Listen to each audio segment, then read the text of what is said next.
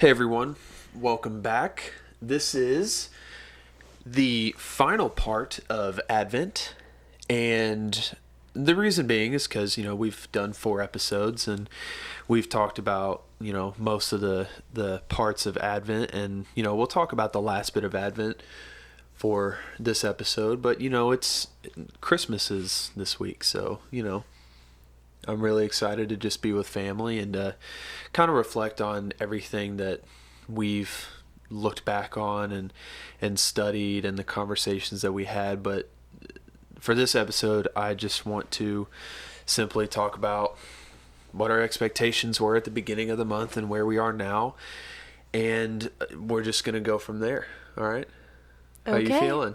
Good. I mean, I have a bit of a cold, so we're both breathing out of our mouth. Yeah, right we're now. a little under the weather right now. Yeah. So, but babe, but all good. All good. I want to ask you a couple of questions, and if you need time to think on them, I already kind of know my answers, so I'll go ahead and just give you the first question. Okay. Okay.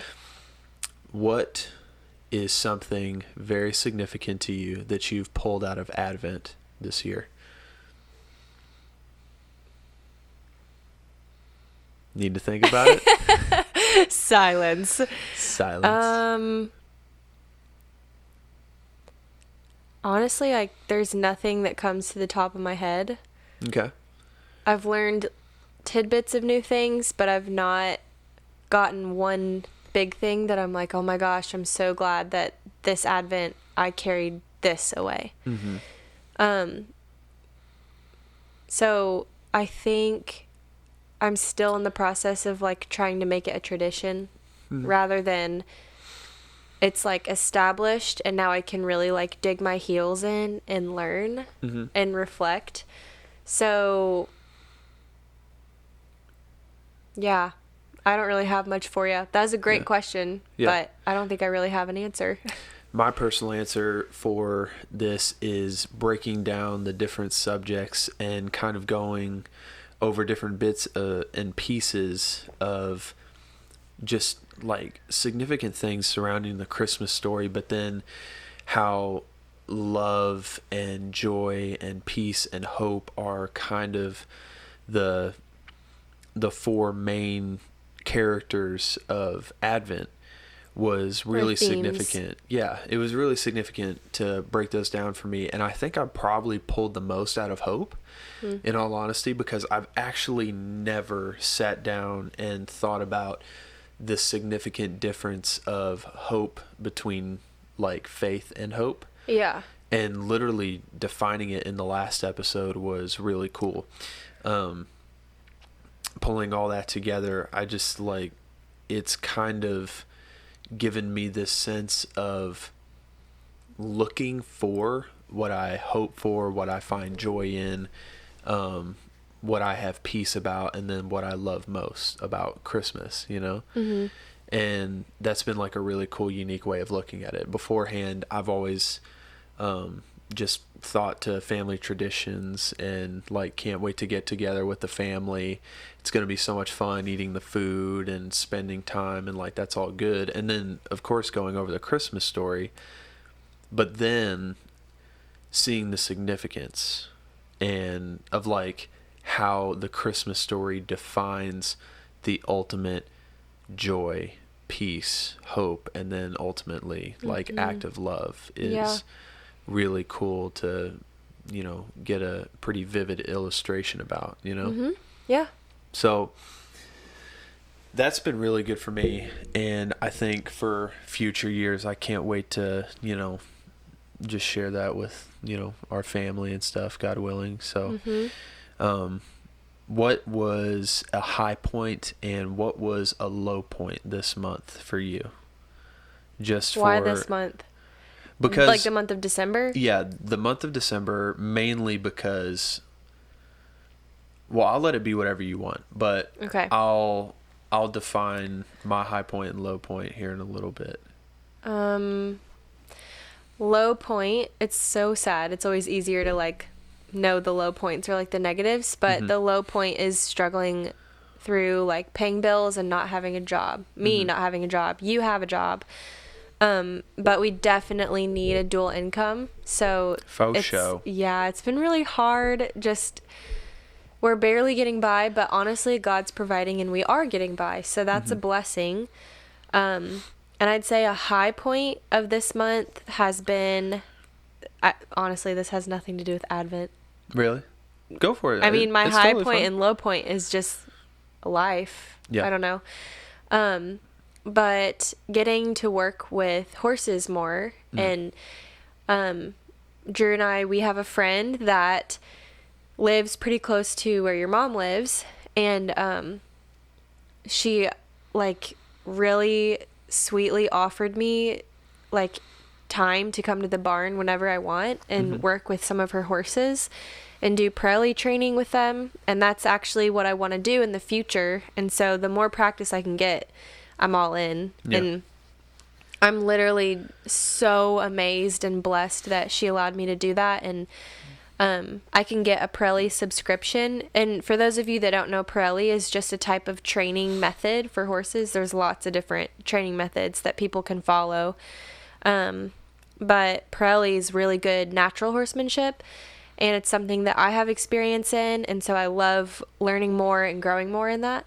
And so you can actually be a part of like this Pirelli like community online, and you can submit videos and ask questions and like just there's everything you need to know on the website, and then you can become certified in like the levels if you submit videos of yourself training a horse. And so I get to do that, and that's like exactly what I want to do in the future. So it was just really nice of her to let me do that. Yeah. And so that was definitely a high point. You're like stepping into things that, you know, you felt called to for a long time, and like those pieces of your path are starting to like open and become a lot more accessible and clear. Yes. I think that's really cool. I know. And I did wait. I learned a lot about waiting because like you and I both have talked about like this time is not a time to just kind of, I don't know, like you keep saying beggars aren't choosers. Like we need money right now. So you can't just like wait for like the perfect job, which I see what you're saying.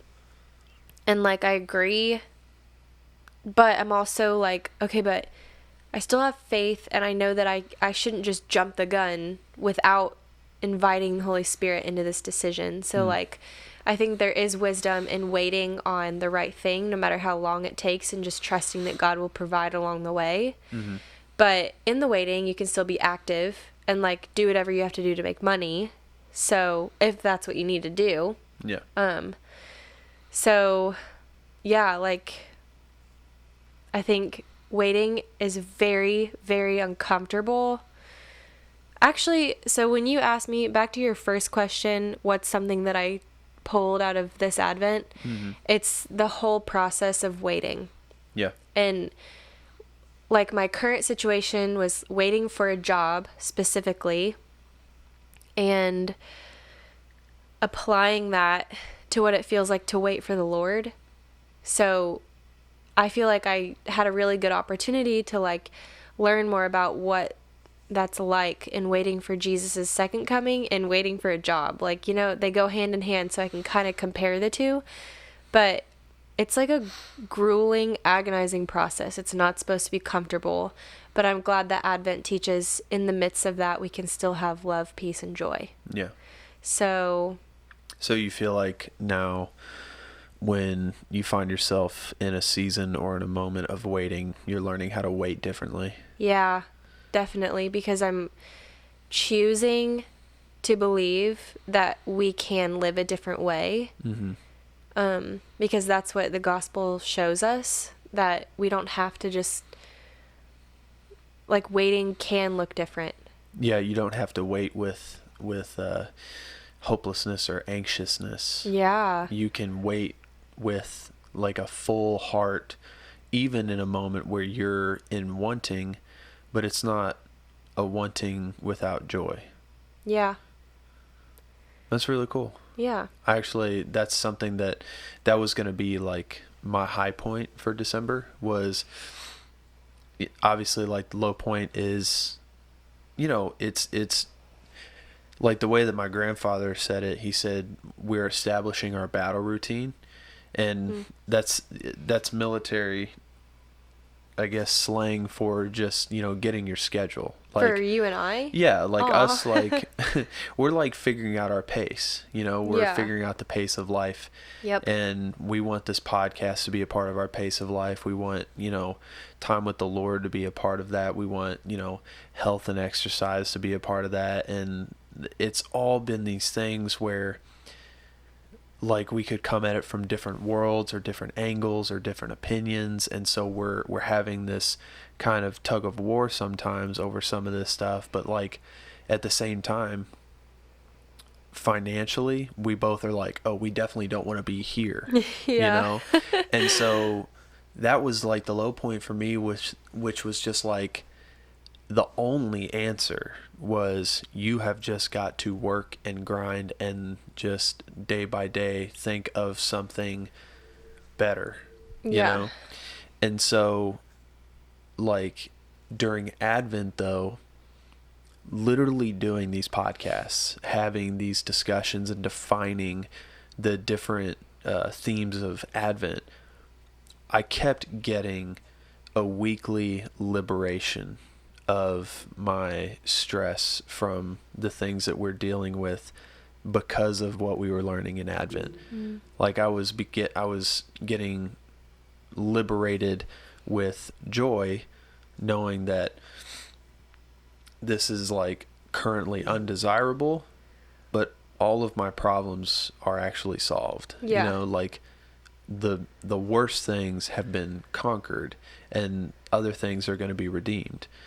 For hope, I was, it was like, as of right now, we have no positive evidence to show that we're going to get really, really wealthy, like, in the impending future, but the Lord has done that for other people. There's hope that he can do something, like, he can bless us in some way, So it's just like these really, really liberating lessons that I've learned from Advent over this month. And it's just been, I guess, somewhat in the nick of time, really, because navigating, your life together with somebody and marriage, like, during the holidays, is like, the first year is just a roller coaster.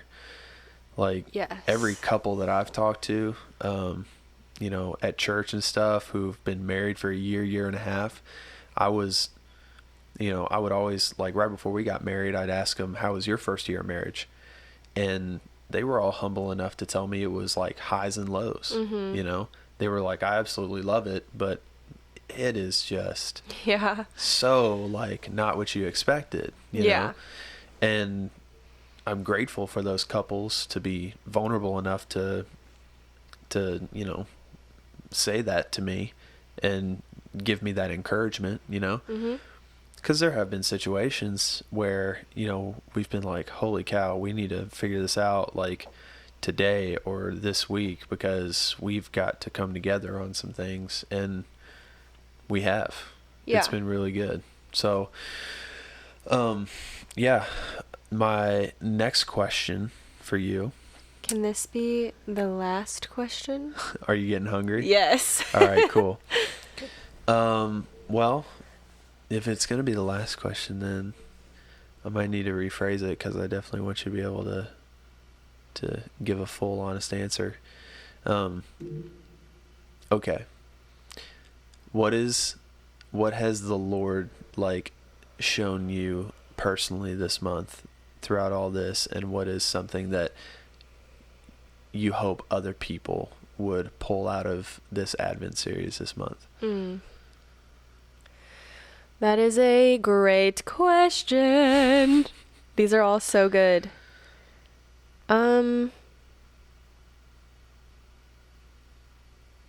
Usually it does not take me so long to know my answer, but for some reason tonight I'm just like, well, you've got a cold and you're hungry. So. Yeah. kind of out of it right now. But thank you for those who have stayed in this conversation with us. I feel like we both have very relaxing voices. Yeah. Like, not gonna lie, you get pretty monotone, and I think I do too, but I can't hear myself as well as I hear you. You don't do it nearly as much as I do. I like notice how monotone you get sometimes, and I'm like, okay. And then when it's my turn to talk, I'm like, la la la la la la la, because I feel like you're so like, I'm willing to bet I could be one of those paid voices on that app that like helps you go to sleep. Okay, but you cough and breathe out of your mouth sometimes. So if I like didn't have any allergies going at the time, I could be like, we're going to take a walk. Maybe through the lavender fields. Leave a comment below in the south of France. Say if that's true or not. Yeah. No, BB would tell me. Okay, BB'd be like, you need to clear your throat or something. Yeah. I can't stand it. Same, BB. Like when we first got together, I was like, okay, like he probably just has a cold right now. Like people, when I first met him, this was a constant. He like cleared his throat all the time and breathed. He was so nasally, like a nerd, classic nerd, just like, hi, you want to go on a date? And I was just like, oh, he must be sick, but it's fine. And then 3 months later, the same thing, still nasally and clearing your throat. And I was like, oh God, I really need to consider if I can marry this. No takebacks. Turns out I decided he was worth it. And now look at me. Because that's actually one thing that I thought of was like, well, I'm not perfect and I probably have really annoying things that I don't really know about. And when I get sick, he's not really going to be that annoyed about it because he's like this all the time. Yeah. I know the path of everlasting congestion. Flonase is your best friend. You like smell it on me too when I do Flonase. Yeah, I hate it. I don't like the smell of it. So that's the one thing that is so polar opposite between me and Laura. Just since we're getting off track here, I have since we're talking about nose, almost no sense of smell, and she can smell a mouse fart in a mansion. It's insane. I actually, like, even as congested as I am right now, I can smell everything. Yeah. And it's very encouraging to me because I'm like, yes, I don't have COVID. Yeah. I'm actually really nervous, but I don't think I have it because I mean, I don't have any other symptom. I would have it, and then yeah, and I have no other symptom besides just having a stuffy nose. Yeah. And I don't think that would be the case. We've already gotten tested too, so I don't know how many times. So well, we need to get tested again, but before we go down to the family for the holidays, but okay. So what was the question? So the question was, how did God meet you this month during December? Maybe it was just for you personally or during Advent, through Advent. And what is something that like you would want everybody to pull from this series that we've done? So normally I would have some like amazing experience or story or revelation where God just so spoke to me and like it was so clear. But I have actually just little tidbits along the way. I know I keep hitting the cord. I'm sorry. You're giving me the death glare. But I talked about it in one of our previous podcasts where I like threw all those apples out to the deer and I just realized like, oh my gosh, like Drew and I are really struggling right now and I'm waiting for a job and like nothing seems like it's coming through, yet I can still go out and provide these like treats to all these deer. And I'm like, well, what the heck do they do? Like no one's out there building them a shelter or giving them little blankets like we do horses or feeding them grain. I mean, maybe they find seeds and grain in other people's yards, but really like they're pretty much on their own. Yeah. And they only live off of what God has provided and they seem so abundantly cared for.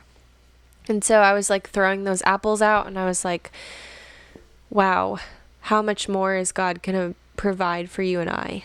And Yeah. so even in the waiting, I knew like God's here and he cares for me and I'm valuable, and like he doesn't only just give us what we need, he like richly provides. Mm-hmm. So that was one really cool thing. And then another thing is I've just realized, like through reading the book Boundaries, which I've mentioned in another podcast when we did kind of like a book review about what I've read so far in that book. I read a little bit more in that this morning, and I have really gotten to know myself better when it comes to confidence and certain things that I fall back on. Mm-hmm. So I actually really struggle with doubt. So not just like with God, but with you, with myself, with decisions I make. Like I doubt everything at least 5 times. And I've just really noticed that about myself, and I'm like, well, that definitely stems from confidence, and I'm really like learning and taking a journey with myself in that. Like, why? Because I've made some pretty big decisions, like in the past, month or so, or Mm-hmm. 2 months, and you've definitely supported me in them and helped me in them. But like old Laura would not make those decisions. And her life wouldn't progress as fast or as effectively as it has, because she would be so hesitant to like step to the right or to the left out of fear of doing the wrong thing. But now I'm kind of just like, well, I am more logical now. Like I still want to include God in every single thing, but I know, okay, like I have a strong enough faith that I know I can make a godly decision without really stopping to pray about it. Yeah. That might sound weird, but like I think sometimes we just need to make decisions, and we don't have the luxury of spending a day or two on praying about it. And so we have to just trust, like, well, there's a crossroad here and I need to make a decision like within the next 30 minutes, and I really don't know like what the outcome of each way is. But anyways, like I've really tried to anchor myself and catch myself when I doubt, so that I can like make leaps and bounds mentally with myself, and like just quit doubting that like God is proud of me and pleased with me in seasons where I'm not really seeing fruit or like abundance. And when I'm in hardship, like, or just in a season of questioning, like I definitely am more in like a season of questioning God and like his character and his mystery, and not in like a negative way, but I just have questions and I've just been bringing those to him, and he's not been like, he's been with me in them, but he's not been just answering them. Yeah. And so I've had to really be patient and choose to not doubt in that. So what was your question again? You answered it. I just want to wrap it up, so I like need to remember your question. It was how the Lord has met you this month, and how the Lord met you through Advent. Yeah, I don't really know how like him revealing that I need to stop doubting as much has anything to do with like Advent, but it's what came out of my Advent season of waiting. Mm-hmm. So yeah, and I keep thinking of like Israel in the desert when God provided them manna. That was just a bunch of waiting and a bunch of mystery to them. They're like, who is this God that just like provides us food, and he just split the Red Sea for us, and now we're here and we don't really know where we're going, and we're just waiting together, and he's kind of scary at times, and yet he's with us. So I kind of feel like that. Yeah. Yeah. Cool. Well, I think we could probably just wrap it up at this point. Well, what about you? What's your answer? Oh. To your own question. Oddly enough, I didn't take a long time to think about it, but there's, I can't remember the exact phrase, but it was John Eldridge, from like the author of Wild at Heart. He wrote this phrase, and he said there's like a point in a man's life where he basically, his decisions no longer just have consequences for just himself, but when he becomes a man, his decisions have consequences for himself and the people like around him or that he's responsible for. And so kind of just one thing surrounding like this season of Advent was, the first month of our marriage and stuff, like in November, like that was fun. We were moving stuff in, we were getting situated, I was going to work, getting the routine. Mm-hmm. But then on top of that, like this month, Christmas is like pretty much the ultimate family get together, like Thanksgiving and Christmas, right? Yeah. So that whole month of starting at Thanksgiving, going to Christmas, it's pretty family oriented. And I'm in a new circle now. I'm not just me with my family. It's now me and my wife. And the decisions that I make, the things I choose to buy or spend money on, or the job I've chosen to have, it's not just me that the consequences are happening to. It's for the both of us. Yeah. And I'm going to be sitting around the dinner table with the other men in my family, and I'm going to have this commonality with them that I've never had before, where it's not some major prestigious thing to me, but it's this thing where I'm going to be seeing them in a light where I'm like, okay, I know what all is happening in my head and all the things that I'm thinking about in the back of my mind, even when I'm sitting down and eating dinner and relaxing with family. Mm-hmm. Now I know what's going on in their heads. Now I know why they act or think or choose to do what they do a little bit more. Mm-hmm. Some choose differently than others, but there's still this tone of like, I'm not just making this decision for me, I hope you know, type deal. When before, I would say something, or I would ask something, and if it would be yes or no or whatever answer it was, I would assume it's just what they wanted. They're not thinking. It was just like you were like projecting your perspective on them because you didn't know any better. Exactly. I'm like, well, what's the big deal? Like, it's pretty simple, but it's not anymore. That's the real like thing that is just, it's not overwhelming, but it is really like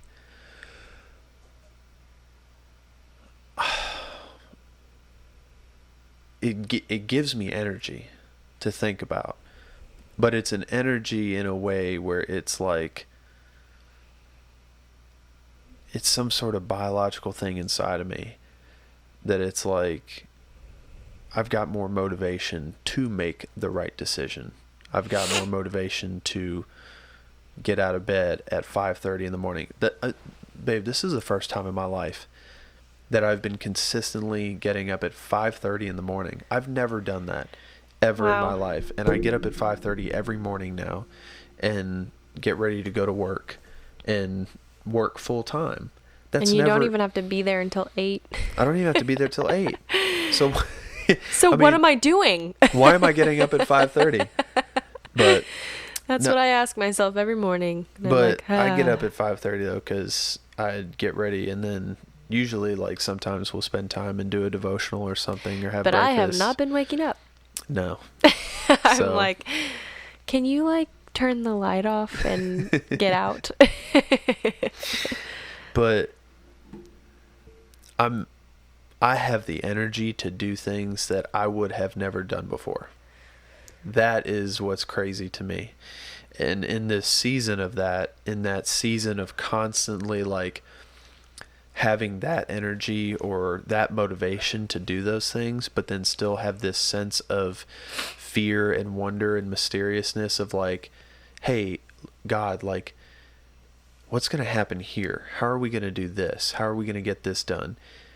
And that active season of waiting where God's met me in Advent has been the exact like medicine that I've needed in this complete overhaul of my life, of just being responsible for one to now being responsible for more than one, you know?